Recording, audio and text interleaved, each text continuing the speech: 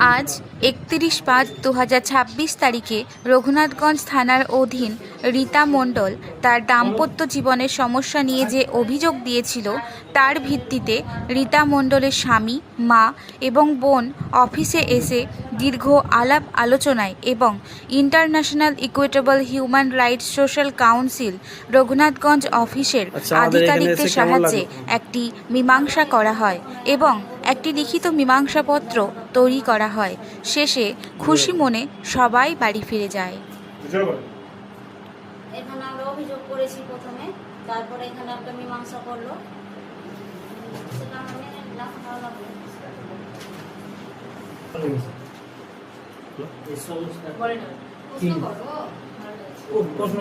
এই সংস্থায় এসে তোমাকে কেমন লাগলো? ভালো লেগেছে আমাকে। তুমি কাজ সাকসেস পেয়েছো? হ্যাঁ, ঠিক আছে, ঠিক আছে। ছেলে জামাইকে মেয়েকে নিয়ে এসে এখানে মীমাংসা করতে পারলাম, সমাধান করতে পারলাম। ভালো হলো, ভালো লাগলো। বাড়ি কোথায়? বাড়ি কানাইখালী। আপনি খুশি তো? হ্যাঁ, খুশি।